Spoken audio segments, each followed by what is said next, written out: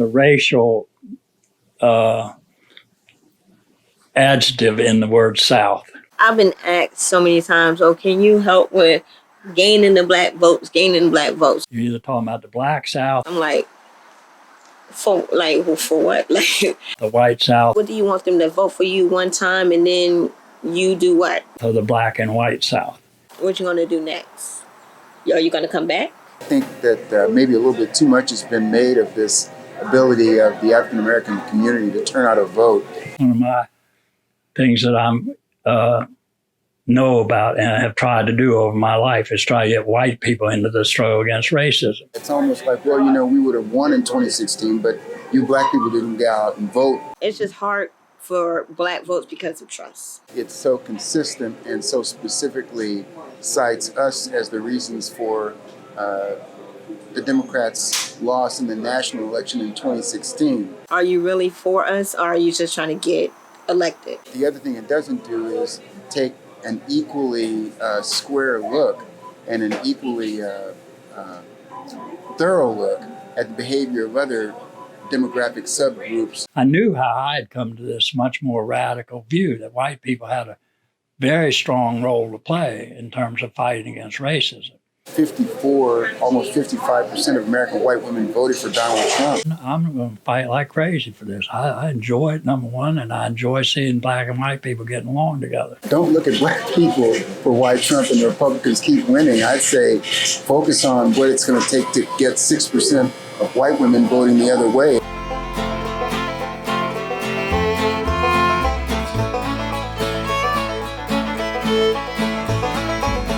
If you give African Americans someone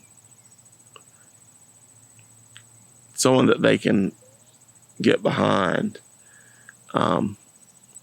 then that sort of ensures the turnout. I consider myself part of that community, turn out to vote over and over again, but you also have to consider who and what we're voting for. One of our precincts that's overwhelmingly African American is South Southern Pines. And in 2008, the turnout in that precinct was 91%.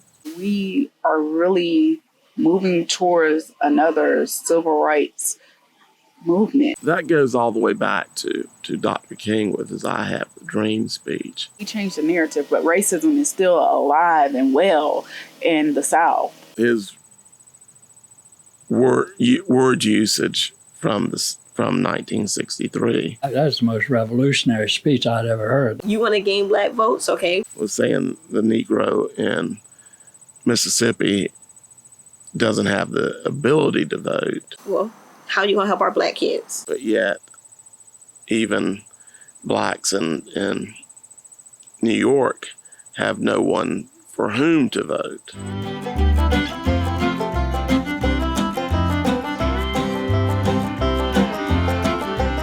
To be ahistorical is to be racist. If we don't say civil rights with the Southern, it kind of leaves out a whole group of people, We've got rights up the ass. Discrimination kind of prevents us from even having the right to buy a house. We got rights over here. Get land. Rights over there. Get education. We got rights for everybody. I feel like both of them has to be taught. What we want is some change.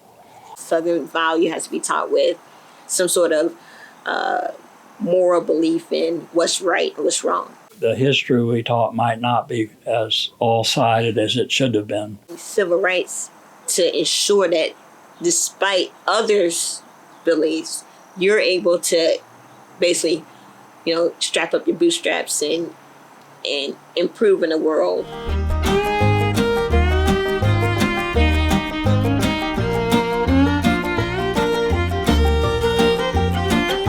It's not really just a black and white thing to me. Here in Moore County, I feel like it's a rich or poor thing. Lots of times, race might not be as big a factor as class. If you're rich, you'll be in this area. Close off in this gate. The biggest thing in North Carolina and other southern states is to get people to vote their own economic interests. Pools and bowling alleys behind it, it's just lovely. We have so many people that let's say with the Affordable Care Act and health care, so many people who need health care. And if you're not rich, you'll be in this area, still with the gate. But yet they are against it because of it being called Obamacare. Closed-in houses with poor yards. To the point that some will actually come up to you and say, oh, I don't have Obamacare, I have the Affordable Care Act. The area looked like a jail. It's just an outside jail to me. To have true class solidarity, it's got to be, a-racial. You got to be above race or below race or something. We have blacks and whites living there.